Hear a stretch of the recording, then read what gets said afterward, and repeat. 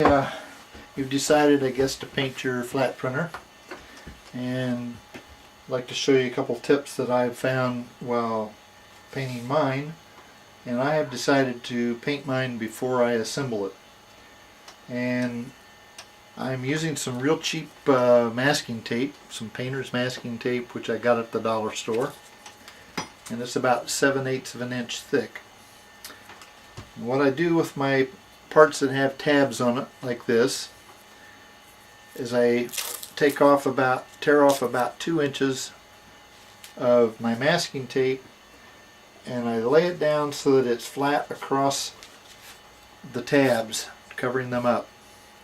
And I turn the part over, take another 2-inch piece of masking tape, and place it over the other side of the tabs, like so. And then I pinch the ends to close off the tab on each side. And then I pinch the two pieces of the tape together. So now we have a piece that looks like so.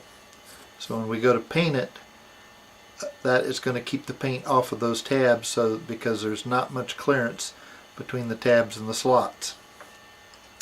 After the part is painted, it comes out looking something like this. Now you see the reason why I did it the way I did is because now I have a place to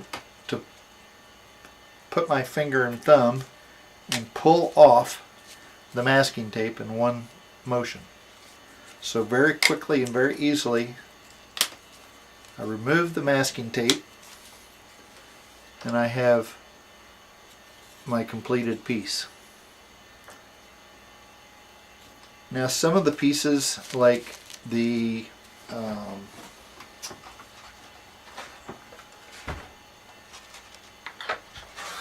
like this piece,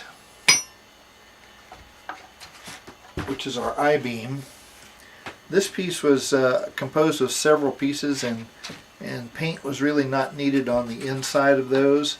So for this particular piece, I actually put it together, assembled it, and then painted the entire piece after it was assembled. I did do the same thing with the tabs along the bottom pieces here and on the end pieces. But I did those. I did the bottom pieces before I put it together, as far as putting the masking tape on. But on the end pieces here, this area in here is a little more difficult. So I waited till this was all assembled, and then I taped each one of these areas up in here after it had been assembled.